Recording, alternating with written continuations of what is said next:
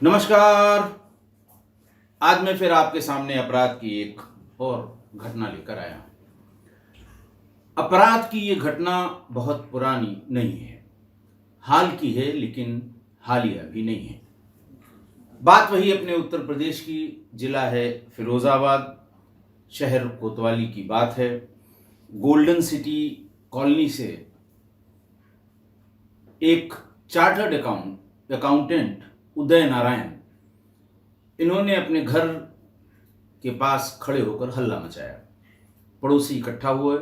दशहरे का दिन था, रात का समय था, 10:30-11 बजे। सारे लोग बाहर आए। उन्होंने कहा, साहब किसी ने मेरी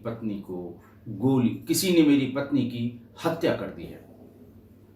पुलिस को सूचना गई, पुलिस आई। पुलिस ने देखा कि भीतर बिस्तर पर महिला का शव पड़ा हुआ है, जिसकी उम्र कोई 30 साल रही होगी। उसके सीने के पास से कुछ ब्लड निकल रहा था। ऐसा लग रहा था जैसे कहीं से इसको चोट पहुंचाई गई है। मूल रूप से हिम्मतपुर पचोखरा के रहने वाले उदय प्रताप सिंह ने पुलिस को यह बताया कि साहब मैं दशहरा देखने गया था, थोड़ा जल्दी गया था और जल्दी ही वापस आ गया। मैंने वापस आकर देखा कि मेरा घर का दरवाज़ा भिड़ा हुआ है। भीतर खोल कर देखा तो मेरे होश उड़ गए। मेरी पत्नी बिस्तर पर पड़ी हुई थी और मुझे ऐसा लगता है कि इसको करंट लग गया होगा, क्योंकि पास में ही एक प्रेस यानी इस्त्री जो ऑन था, मतलब ऐसा लगता था कि वो कपड़े प्रेस करने के लिए ऑन किया गया था। संभवतः उसी में कहीं करंट की वजह से ये मर गई। पुलिस ने भी और पड़ोसियों ने भी इस बात पर विश्वास किया कि जरूर इसके साथ कोई हादसा हुआ होगा। पुलिस ने फौरन प्रवीण कुमार जो इंस्पेक्टर थे, उन्होंने फौरन शव का पंचायतनामा किया और पंचायतनामा करने के बाद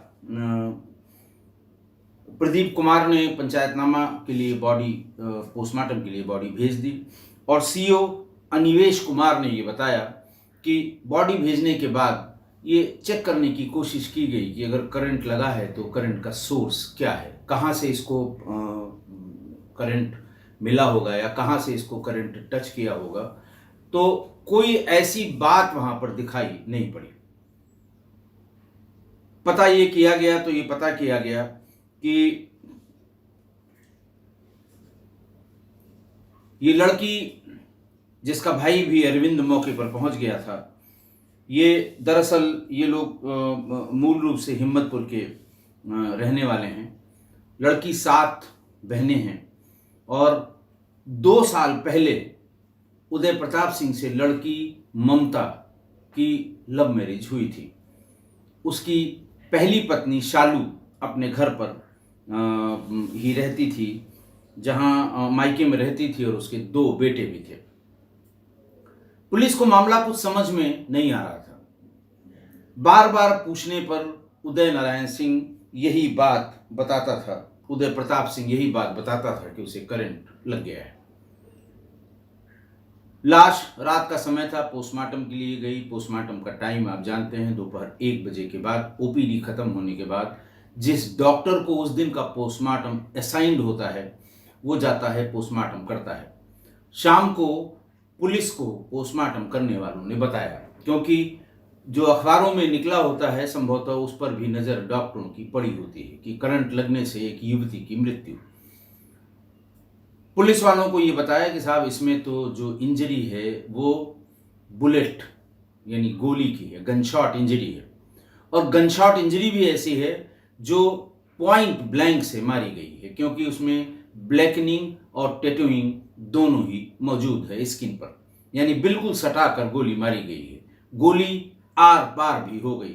शायद इसी वजह से ब्लीडिंग बहुत ज़्यादा नहीं हुई थी।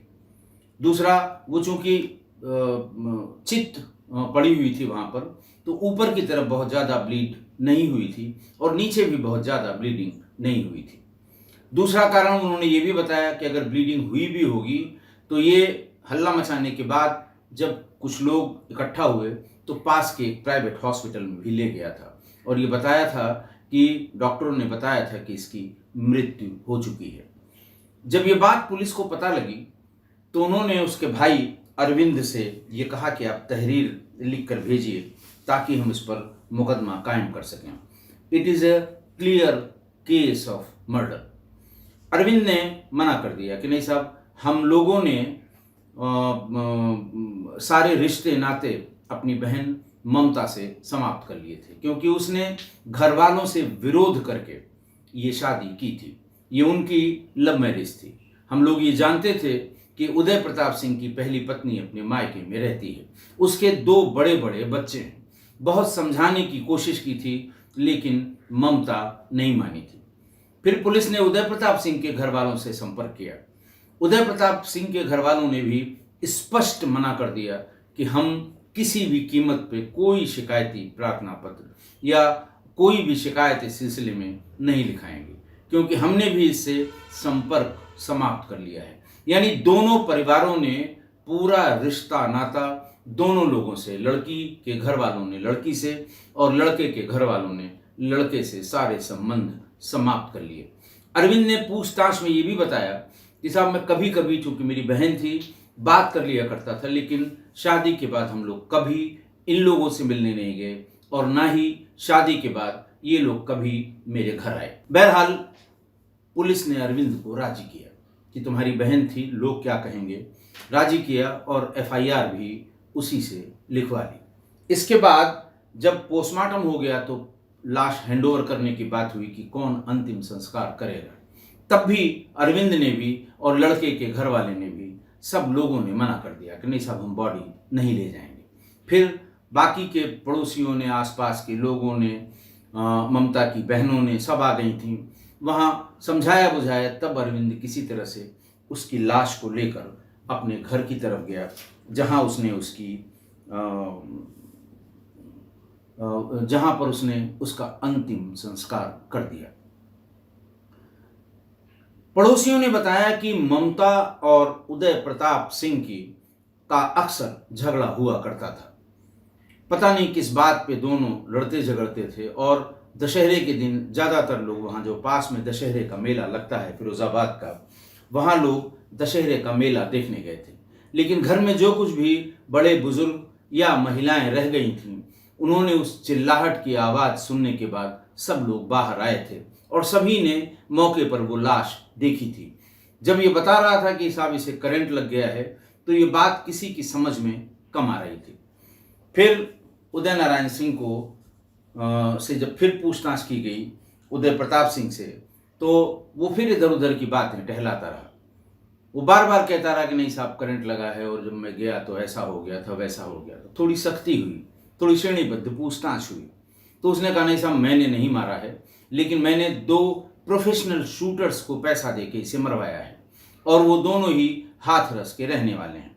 इंस्पेक्टर प्रदीप कुमार ने बताया कि जैसे ही 2 लोगों का नाम उसने बताया, हाथरस से उन्हें भी पकड़ कर लाया गया, लेकिन उनके बयान और मौके पर जो सत्यता थी वो बिल्कुल मेल नहीं खाते थे। उन्होंने साफ मना कर दिया।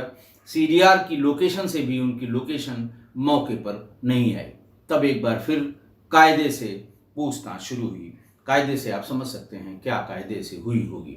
जब 1-1.5 घंटे की विशिष्ट श्रेणी की पूछताछ हुई तो वो फिर तोते की तरह बोलने लगा। उसने बताया कि हमारा इनका प्रेम विवाह 2 साल पहले हुआ था, हमारा और ममता का। ममता इसलिए प्रेम विवाह करने पर राजी हुई क्योंकि उसकी 7 बहनें थीं और सबकी शादी करने में घर वालों को थोड़ी दिक्कत हो रही थी, और चूंकि वो आकर्षक थी और बातचीत में बहुत कम्युनिकेटिव थी, मुझे पसंद थी, तो मैंने उससे जिद की शादी करने की और हम लोग शादी होके घर आ गए। लेकिन उसे हर बात पर इस बात की शंका होती थी कि मैं अपनी पहली पत्नी शालू से बातचीत करता हूँ। रोज रोज की झिकझिक इसी बात को लेके हुआ करती थी।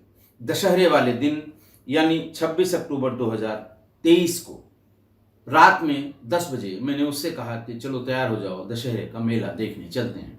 उसने छूटते ही कहा कि मैं नहीं जाऊंगी, तुमने वहां शालू को बुला रखा होगा, तुम उसके साथ घूमोगे, मैं पागलों की तरह टहलती रहूंगी। इस बात पर मुझे इतना गुस्सा आया कि मैं अपनी रिवॉल्वर ले आया और मैंने पहले उसे डराने के लिए उसके सीने पर रिवॉल्वर रखा कि तुम इस तरह की फालतू बात करोगी तो मैं तुम्हें मार डालूंगा। उसने कहा अगर तुम्हारे में हिम्मत है गोली मार के दिखाओ, और मैंने फौरन वहीं सीने पर सटाकर उसे गोली मार दी। पुलिस को किसी तरह का, पुलिस ने वो रिवॉल्वर यानी आला कत्ल बरामद कर लिया। वो जो टाइमिंग बता रहा था उसको, उसके मोबाइल फ़ोन और ममता के मोबाइल फ़ोन से वो कोइंसिडेंस, जो उसके कोऑर्डिनेट्स थे, जो उसके लोकेशन थी, जो उसकी सेल आईडी थी, वो सब मैच कर गई। पुलिस ने उसके खिलाफ मुकदमा कायम करके और उसको जेल भेज दिया। आज की घटना देखिए, आज की घटना बहुत सामान्य सी घटना है। एक मर्डर है, एक पति ने अपनी पत्नी को गोली मार दी। लेकिन ये देखिए उसकी बैकग्राउंड कि एक पत्नी यानी पहली पत्नी यानी शालू और 2 बच्चे घर में, दूसरी महिला पर धीरे धीरे डोरे डालने लगा ये उदय प्रताप सिंह। वो भी इसकी नज़दीक आई, दोनों नज़दीक आ गए। दोनों ये सोच रहे थे कि हम उसको बेवकूफ़ बना रहे हैं। लड़की सोच रही थी मैं उसको बेवकूफ़ बना रहा हूँ, उदय प्रताप सोच रहा था कि मैं उसको बेवकूफ़ बना रहा हूँ। लेकिन दोनों की फिर धीरे धीरे मजबूरी होने लगी। दोनों एक दूसरे के बारे में तमाम चीज़ें जान गए। फिर मजबूरी में ये शादी करनी पड़ी। शादी करने के बाद जैसे ही शादी की बात आई, सारे समाज ने, लड़की के घर वालों ने, लड़के के घर वालों ने इसका पुरजोर विरोध किया। विरोध इतना कि लड़की के घर वालों ने बहला फुसला कर अपहरण कर लिए जाने का मुकदमा भी उदय प्रताप सिंह के खिलाफ लिखवाया, लेकिन उस पर कोई फर्क नहीं पड़ा। वो एक अलग मकान लेकर गोल्डन सिटी कॉलोनी में ये दोनों रहने लगे। लेकिन पड़ोसियों के मुताबिक इनमें किसी न किसी बात पर रोज झगड़ा होने लगा। दरअसल दोनों की चालाकी एक दूसरे पर भारी पड़ने लगी। रोज रोज की चिक चिक। दशहरे वाले दिन जब उसने चलने के लिए कहा तो वही डायलॉग पुराना कि वो तुमने शालू को वहाँ बुलाया होगा और तुम शालू के साथ ही घूमोगे, मैं इधर उधर भटकती रहूँगी, मैं नहीं जाऊँगी, जाओ शालू के साथ ही मौज करो मेले में। बस इतना सुनना था कि सारा प्यार उदय प्रताप का हवा हो गया और गुस्से में कह लें या बार बार के इस ताने से उसने तुरंत अपनी रिवॉल्वर निकाली और सीने से सटाकर गोली उतार दी उसके सीने में। पूरी चालाकी की बचने की। 2 लोगों के नाम बताए कि मैंने इनसे मरवाया, मैं मौके पे नहीं था, मैं फलाना था, मैं ढकाना था, लेकिन सारी चालाकी धरी की धरी रह गई। मैं बराबर कहता हूं कि व्यक्तिगत स्वार्थ में ज्यादा चतुर जो भी बना, व्यक्तिगत, दोनों का व्यक्तिगत स्वार्थ था, तो जो भी ज्यादा चतुर बना उसका डूबना तय है। तमाम इस तरह के आपराधिक घटनाओं के बारे में मैंने आपको बता रखा है, जिसमें इसने या उसने ज्यादा चालाकी दिखाई, वो डूब गया। देखिए, एक बहुत प्रसिद्ध कहावत है, पुराने लोग सब जानते हैं कि चतुर 3 जगह डूबते हैं। हम लोगों के बचपन में भी जब कभी भी कोई चालाकी करता था तो बड़े बुजुर्ग कहते थे, देखा चतुर 3 जगह डूबते हैं। अर्थ पूछा गया तो उन्होंने ये बताया कि देखिए, जो बहुत चपल है, चालाक है, चटक है, वो रास्ते में कहीं जा रहा था, उसके पैरों में कोई ऐसा खराब सा पदार्थ लग गया। उसने ये देखने के लिए करे ये कहीं अच्छा पदार्थ न हो, मुझसे कुछ छूट न जाए, उसने उसको उंगली से निकाला और उसके बाद, यानी पैर में तो वो अपने से चिपक गया था, उंगली से उसने चिपकाया और फिर नाक के पास ले गया, नाक में भी लग गया। लेकिन नाक के पास ले जाने पर उसे पता लगा ये तो खराब वस्तु है, गंदी वस्तु है, सड़क पर पड़ी रहती है। तो यानी चालाकी में वो 3 जगह डूबा, 3 जगह बूढ़ा, ये शब्द कहा जाता है कि चतुर 3 जगह डूबते हैं। तो इसलिए ज़्यादा चालाकी ऐसे संबंधों में कभी ठीक नहीं होती। किसी न किसी को व्यवहारिक होना होगा। दोनों व्यवहारिक होंगे, बराबर ये गाड़ी चलती रहेगी। लेकिन दोनों में से कोई एक चालाकी करेगा तो वो डूबेगा, अगर दोनों चालाकी करेंगे तो दोनों डूबेंगे। जैसे इसमें वो बेचारी अपनी जान से गई, चाहे जो चालाकी उसने की हो, और ये जेल में ही इनका समय कटेगा। आशा है आप मेरी इस बात से सहमत होंगे। आज एक बात और मैं आपको बताना चाहता हूँ। बहुत आज खुशी हुई मुझे। आपको ध्यान हो कि पार्ट 138 में मैंने उस समय की एक घटना का जिक्र किया था जब मैं एसएसपी लखनऊ हुआ था, जब महानगर के एक पॉश इलाके में एक बोरी में बंद एक लाश मिली थी। वो लाश 10 वर्ष के एक बच्चे की थी, बच्ची की थी, लड़की की थी। उसके मुंह में कुछ कपड़ा ठूसा हुआ था, बाकी शरीर पर, तन पर कोई कपड़ा नहीं था। बहुत परेशान हुए थे हम लोग। ये वो दौर था जब निर्भया के वाला कांड हुआ था और तमाम बवाल हुआ था। हमारे एसपी सिटी थे, एसपी सिटी ट्रांस गुमती, जयप्रकाश, मैं, सर्किल ऑफिसर, सब हम लोग उस पीड़िता के घर पे गए। पहले तो पहचान नहीं हुई, फिर थाना अलीगंज में ये बॉडी मिली थी, महानगर थाना क्षेत्र में, और अलीगंज में उस लड़की की गुमशुदगी लिखाई थी उनके घर वालों ने रात में 12 बजे। जब ढूंढते ढूंढते उस गुमशुदगी का पता लगा तो घर वाले मॉर्चरी गए, या मौके पर ही शायद आ गए थे। उन्होंने पहचान कर ली कि ये मेरी बेटी ही है। नाम उसका तब भी मैंने नहीं बताया था, लेकिन अब भी नहीं बताऊंगा। मुकदमा चला। वो आदमी रिक्शे वाला था जिसका नाम था केदारनाथ राठौर। वो अकेला रहता था। जब वो लखीमपुर खीरी से 30 साल पहले या 28 साल पहले आया था तो उसके साथ 2 बहनें भी आई थीं। रिक्शा चला के उसने दोनों की शादी कर दी और दोनों अपने अपने घर गईं। उसने स्वयं कोई विवाह नहीं किया था। उसका जो पेशा था वो रिक्शे से बच्चियों को स्कूल ले जाना और स्कूल से वापस घर ले आना, और बहुत छोटी बच्चियों को, 4 साल, 5 साल, 6 साल। उसकी आदत पड़ गई थी कि बच्चियों को रिक्शे पर चढ़ाते समय गोद में लेकर और उनको बैक टच करता था, और उन्हें रिक्शे से उनके घर पे उतारते समय गोद में लेकर बैक टच करता था।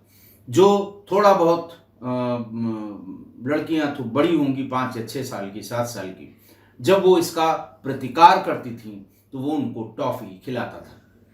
हुआ ये कि उसी समय 2016 की बात है, उसी समय एक कार्यक्रम में माननीय प्रधानमंत्री जी ने ये बैटरी वाले रिक्शे ऐसे लोगों को जो पिछले 20 सालों से सिर्फ रिक्शा चला रहे हैं, मैनुअल वाला रिक्शा चला रहे हैं, उनको फ्री में देने की घोषणा की। और कॉलविन तालुकेदार्स कॉलेज के ग्राउंड पर ये फंक्शन हुआ और वहाँ पर कुछ ऐसे रिक्शे वालों को ये ई रिक्शा दिया गया।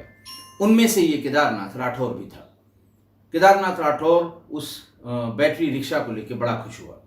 बैटरी रिक्शा को लेके वो अपने पुराने कस्टमर्स, पुराने अभिभावकों के यहाँ, जिनके यहाँ से वो बच्चों को पढ़ने के लिए स्कूल ले जाता था, ले आता था, उनके पास फिर से बच्चों को उसी के इस ई रिक्शा पर ले जाने ले आने के लिए उसने आग्रह किया।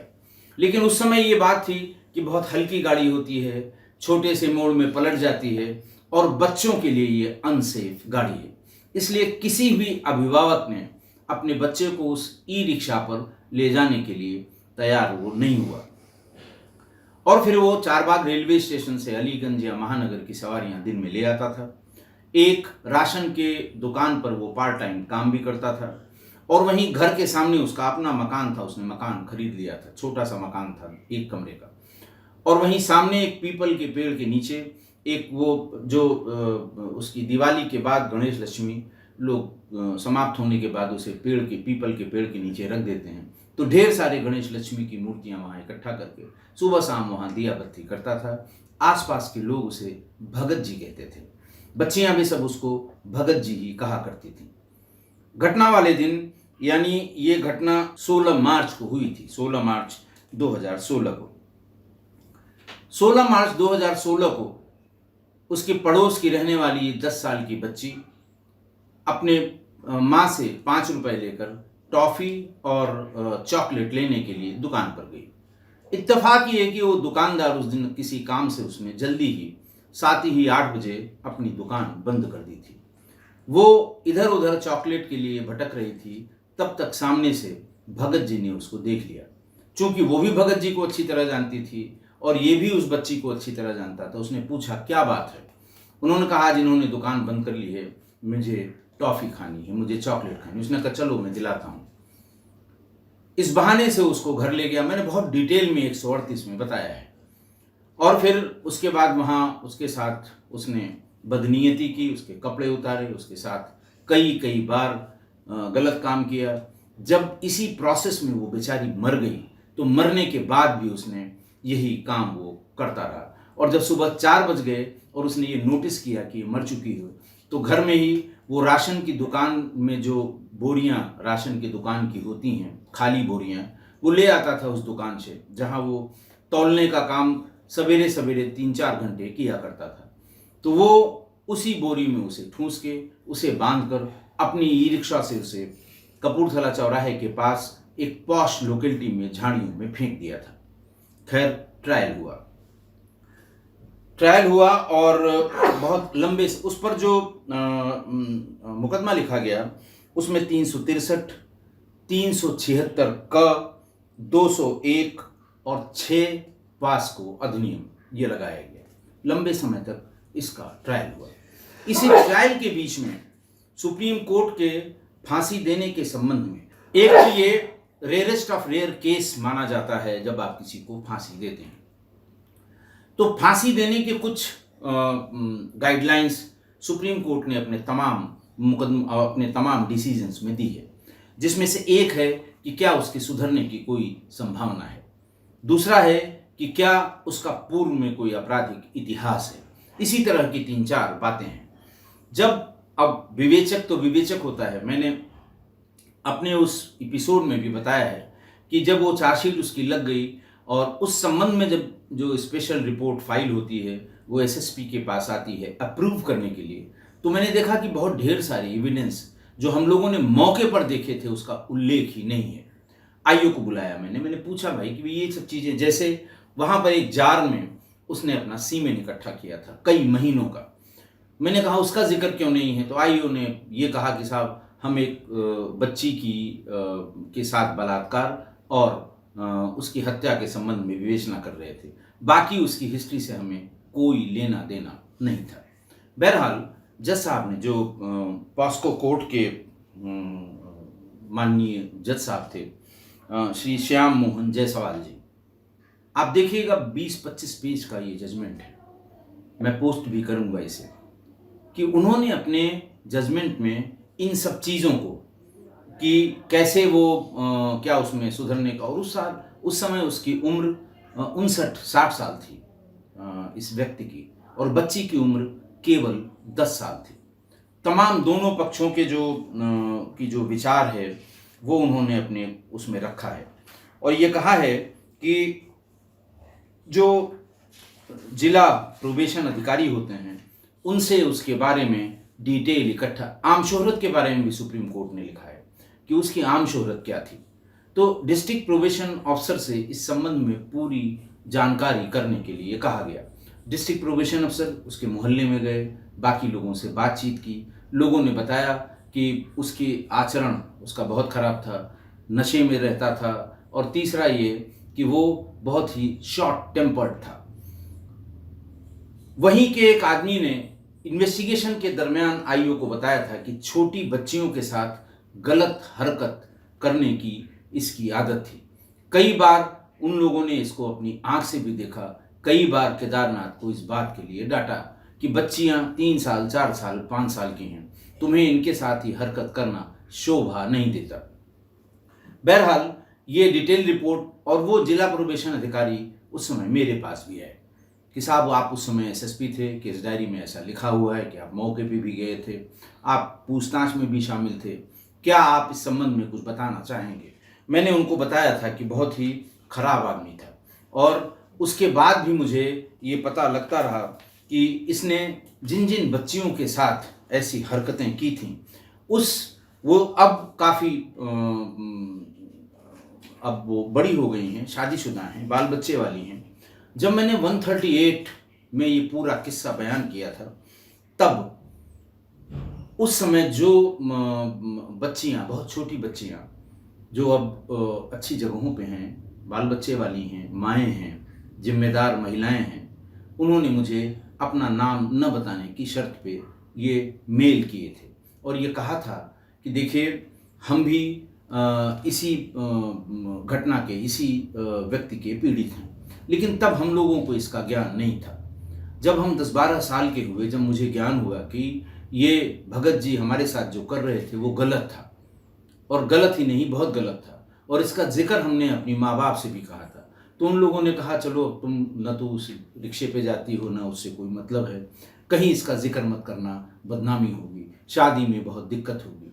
ऐसा करते हुए कई महिलाओं ने, यानी आप सोचिए कि उसने 22 साल केवल छोटे बच्चियों को ही, बच्चों को भी नहीं, बच्चियों को ही रिक्शे से ले जाना स्कूल और लाके उन्हें छोड़ना, और कितनी बच्चियों के साथ ये शर्मनाक हरकत की होगी। जिला प्रोबेशन अधिकारी ने ट्रायल के समय जब सुप्रीम कोर्ट की उस गाइडलाइंस के तहत ये कोर्ट ने जो उनसे जानकारी चाही थी, तो उसमें उन्होंने बहुत ही डिटेल रिपोर्ट दी है और जजमेंट ने उसका बहुत अच्छा उल्लेख भी किया है। जजमेंट में जज साहब ये लिखते हैं कि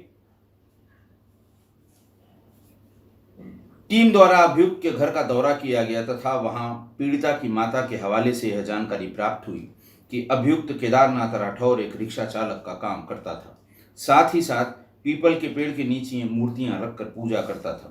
आसपास के सभी छोटे बच्चे को रिक्शों में बिठा के घुमाता था और स्कूल पर ले जाने और ले आने का काम करता था। सरकारी राशन की दुकान पर पार्ट टाइम काम भी करता था। बच्चों से वो स्वयं को भगत कहलवाता था और उन्हें टॉफियां देता था। अभियुक्त केदारनाथ उर्फ भगत आपराधिक प्रवृत्ति का आदमी और नशे का आदी था। वो दोहरे किस्म का था, दोहरे किस्म के स्वभाव वाला आदमी था। बात बात में उग्र हो जाता था और उसने छोटी छोटी बच्चियों को अपना शिकार बनाया था। डर की वजह से बच्चियां न तो घर में घटना को बताती थीं और वो इसलिए भी नहीं बताती थीं कि ऐसा न हो कि फिर घर वाले हमारे ऊपर नाराज हों। उसमें आगे भी इसमें यह लिखा, अभियुक्त ने विवाह नहीं किया था, इनकी 2 बहनें हैं। यह भी बताया गया कि दोनों बहनों ने अभियुक्त द्वारा किए गए घृणित कार्य के बाद उससे अपना संबंध खत्म कर लिया है। इस जिला प्रोबेशन अधिकारी की टीम द्वारा श्री राजेश पांडे रिटायर्ड IPS घटना के समय SSP लखनऊ से भी दूरभाष से बातचीत की गई। उनके द्वारा भी बताया गया कि केदारनाथ दोहरे चरित्र और क्रूर स्वभाव का व्यक्ति था। उसके घर से पर्याप्त साक्ष्य उपलब्ध हुए एवं घटनास्थल पर कई सारे डिब्बों में स्पर्म रखा हुआ था। इसके संबंध में अभियुक्त ने बताया था कि वह तौलियों के टुकड़े पानी के साथ स्पर्म में भिगोकर बकरी के आंतरिक अंगों में डालता था। राजेश पांडे द्वारा यह भी बताया गया कि लगभग 20-22 बच्चियों के साथ ऐसा किया था, जिन्होंने बाद में इस घटना के बाद में संपर्क करके बताया था SSP को। वो बच्चियों से छेड़खानी और गलत ढंग से शरीर के आंतरिक भागों को छूता था, परंतु सामाजिक लोक लाज एवं पारिवारिक डर से खुलकर सामने नहीं आता था। आज शाम को श्री मिस्टर जस्टिस श्याम मोहन जायसवाल जी ने बहुत अच्छा जजमेंट दिया। उन्होंने ये भी लिखा है उसमें कि अभियुक्त के आचरण के संबंध में गवाह रितेश कुमार ने भी अपनी मुख्य परीक्षा के बयान में कथन किया है कि उसने कई बार अभियुक्त केदार राठौर को छोटी बच्चियों को रिक्शे पर ले जाते तथा ले आने के समय अश्लील हरकतें करते देखा था। उसकी गंदी नज़र से उनको छूता था, दुलारता था, बच्चियों के सीने और पीठ पर हाथ फेरता था। जिरह के दौरान भी उसने पुनः वही कथन किया कि उसने अपनी आंखों से 2-3 बार अभियुक्त केदारनाथ राठौर को छोटी बच्चियों को स्कूल ले जाते समय अश्लील हरकत करते देखा था और इस बात के लिए उसने कई बार उसे टोका भी था। जिला प्रोबेशन अधिकारी द्वारा प्रेषित रिपोर्ट में भी अभियुक्त को उस आशय के आचरण के में आसपास के मोहल्ले के लोगों व तत्कालीन एसएसपी राजेश पांडे द्वारा भी ऐसा ही उल्लेख किया है, जिससे पीडब्ल्यू जो विटनेस है 12 रितेश कुमार के बयान की पुष्टि होती है। अपना जजमेंट लिखते समय उसने हर मिस्टर जस्टिस श्याम मोहन जायसवाल साहब ने, जज साहब ने, मैं उनको 1000 सल्यूट करता हूँ कि तमाम कानूनी अड़चनें, तमाम विवेचना की गलतियाँ, तमाम विवेचना की कमियों के बाद भी उन्होंने हर स्तर से ये जानने की कोशिश की कि इसका अपराध किस श्रेणी में आता है। उन्होंने धारा 363 जो किडनैपिंग की धारा है उसमें 7 वर्ष का सश्रम कारावास और 10,000 रुपये का अर्थदंड, फिर 201 यानी साक्ष्य को छपाना, अपने घर में मारना और वहाँ से 3 किलोमीटर दूर लाश को फेंक देने पर उन्होंने 7 वर्ष का सश्रम कारावास। उसके बाद धारा 302 यानी हत्या में मृत्यु दंड यानी फांसी की सजा दिए जाने का आदेश पारित किया। 50,000 रुपये का अर्थदंड और न अदा करने पर 6 माह के अतिरिक्त कठोर कारावास से दंडित किए जाने की बात अपने आदेश में लिखी है। अगली धारा 376 क भारतीय दंड संहिता के अंतर्गत मृत्यु दंड से दंडित किया गया, यानी रेप, बलात्कार और उसकी हत्या दोनों के अलग अलग अपराध में अलग अलग मृत्यु दंड से केदारनाथ राठौर को दंडित किया है।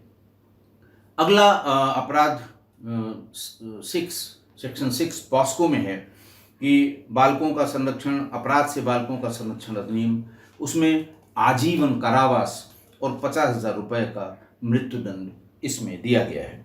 मैं आप 138 को आज जरूर देखें। आप इसे देखेंगे तब आपको इस घटना का अंदाज लगेगा कि कितना घृणित व्यक्ति था ये, कितना गंदा आदमी था। मतलब एक बच्ची जिसको पूरा जीवन जीना था, उसको किस तरह से नोच खसोट कर इस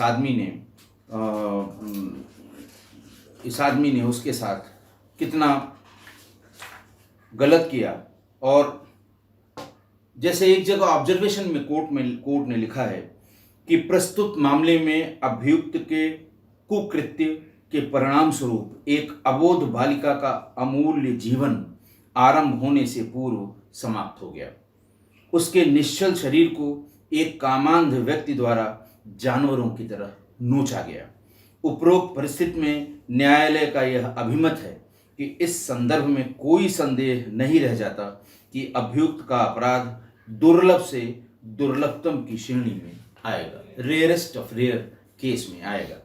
तो एक बार फिर मैं अदालत को जो इंटरनेट पे जो ये परिणाम, जो ये ऑर्डर अपलोड हुआ है, उसमें जो वादी मुकदमा के विद्वान अधिवक्ता, वादी मुकदमा और वो सुश्री शशि पाठक, ये सरकारी वकील हैं, महिला हैं, बहुत ही इफ़िशियंट हैं। इनकी देखरेख में इस पूरा ट्रायल हुआ था। मैं उनको भी प्रणाम करता हूँ। अनीता देवी साहू ये अभियुक्त की तरफ से थी, हालांकि ये भी महिला हैं। इन्होंने अपनी तरफ से पूरी कोशिश की कि इसकी सज़ा कम हो। उस डिटेल उसमें लिखा हुआ है। आप अगर चाहें तो आप इसे इंटरनेट से इस पूरे आदेश को डाउनलोड कर सकते हैं या पढ़ भी सकते हैं। मैं एक बार फिर से इस रेयरेस्ट ऑफ रेयर अपराध के लिए ट्रायल होने के बाद जो सज़ा दी है मृत्यु दंड की, आज उस बच्ची को न्याय मिला है। आज उस बच्ची के परिवार के लोगों को न्याय मिला है। आज मुझे भी बहुत सुकून हुआ है। मैं बहुत द्रवित हुआ था उस बच्ची की लाश को देखकर। मैंने पूरा आज से 2 साल पहले, संभवतः 2.5 साल पहले ये स्टोरी अपलोड की थी, 138 पार्ट की। आप ज़रूर सुनिएगा। उस समय ये सारी बातें मैंने कही थी। आज उसका रिज़ल्ट देखकर मैं और मेरे साथ हमारे किस्सा गोई परिवार के लोग भी बहुत खुश होंगे, बहुत ही आत्मसंतुष्टि होगी, बहुत ही उस बच्ची के प्रति जो भाव सबके मन में आ रहा होगा, इस सजा को सुनकर ऐसा लगा होगा सबको कि बच्ची को न्याय मिला है। आशा है आप मेरी इस बात से सहमत होंगे। आज के लिए इतना ही। बहुत बहुत धन्यवाद।